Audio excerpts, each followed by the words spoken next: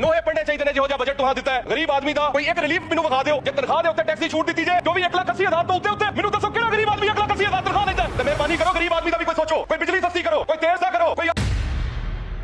Assembly में एक member ने खड़े होकर, ये आपने देखा होगा सोशल मीडिया पे बहुत ज़्यादा ये वाली पोस्ट वायरल हो रही है कि खड़े होकर उन्होंने अपनी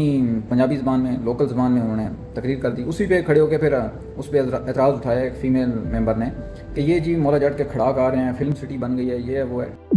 जब वहाँ से तकरीरें हुई तो मैंने देखा कि इस ईवान को ईवान की जगह फिल्म सिटी बना के पंजाबी में तकरीरें करना जो था वो, बेशक हम सबकी ज़ुबान पंजाबी है लेकिन इस ईवान का एक डेकोरम है। यहाँ पे मौला दा खड़ाक की जो है वो शूटिंग नहीं होती। यहाँ ठीक है, ये एतराज़ समझ में आता है क्योंकि मुख्तलिफ सूबों से मुख्तलिफ वोटर्स को वहाँ पे जो मेंबर हैं असम्बली के वो रिप्रेजेंट कर रहे होते हैं, तो उनको ट्रांसलेशन में मसला आता है। लेकिन वहाँ पे ये इस तरह डेकोरम ख़राब हो रहा है, ये कहने की बजाय ये मुद्दा उठाया जाना चाहिए था कि वहाँ पे एक एक असम्बली के सेशन पे करोड़ों रुपए, ये अभी बजट के जो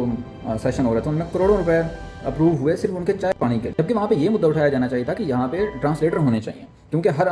मेंबर जो है वो अलग अलग सूबे से, अलग हल्के से आया होता है, वो अपने वोटर्स को रिप्रेजेंट कर रहा होता है और हर हल्के की, हर इलाके की अपनी ज़बान है, अपना डायलेक्ट है बड़ा वहाँ का, तो उनको ये कहना चाहिए था। अब आप देखें जैसे न्यूजीलैंड में, वहाँ पे उनकी पार्लियामेंट में मौराई जो उनकी लैंग्वेज है लोकल, उसमें तकरीरें की जाती हैं, वो अलाउड है। इवन कि इंडिया में 22 लैंग्वेजेस जो हैं वो अलाउड हैं, बड़ी 22 ज़बानें, हर मेंबर जो है वो अपने जो लोकल ज़बान है उसमें आके बात कर सकता है। वहाँ पे ट्रांसलेटर हैं। यूरोपियन पार्लियामेंट में 24 लैंग्वेजेस अलाउड हैं वहाँ, लेकिन वहाँ पे यह है कि वहाँ पे ट्रांसलेटर्स हैं पड़े, जो भी अपनी ज़बान में बोलता है दूसरी तरफ जो है वो ट्रांसलेट हो जाता है। इवन के कनाडा की पार्लियामेंट में इंग्लिश और